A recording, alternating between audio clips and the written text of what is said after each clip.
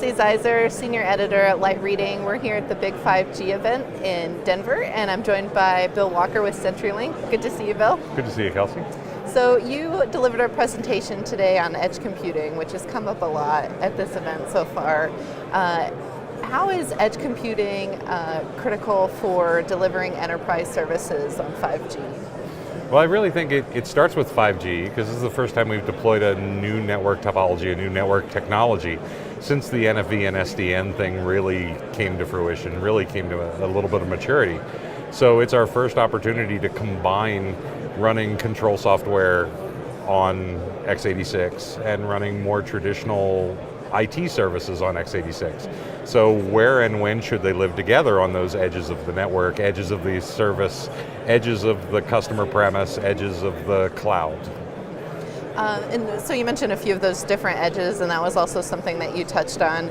How would you define some of the different edges, their differentiators in different use cases? So traditionally we built networks to connect people to the internet, so people to everything, or we built networks to connect a site to a site. Mm-hmm. So a bank data center to a bank branch office, MPLS.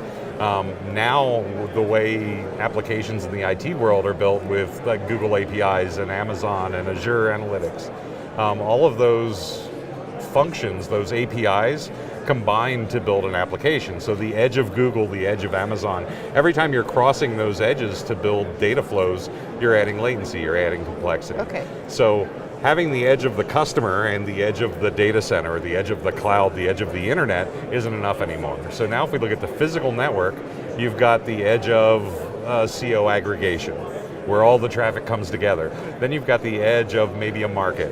When you're distributing content like our CDN, so we're delivering TV and movies, having them down in the market saves our core network when 1 million people watch the last episode of Game of Thrones.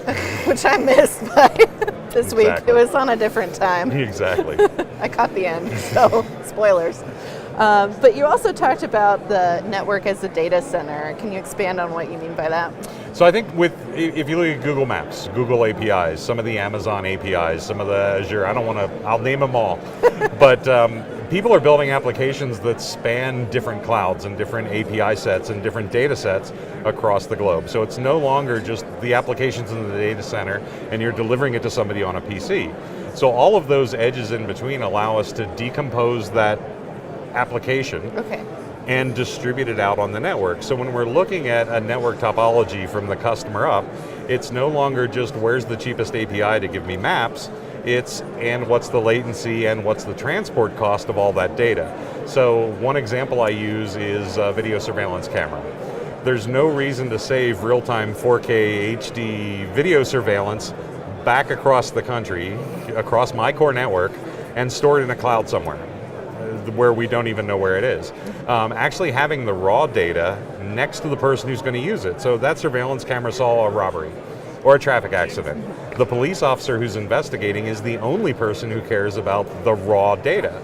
So storing the raw data local saves me not only transport, but is more efficient and more manageable for that application. Now maybe for the analytics of how many people visit my store during the week and rainy days, that kind of analytics maybe belongs in the cloud. So rethinking how we build applications with the network as a core component, I think is huge. Okay. That's really helpful to hear those two different use cases.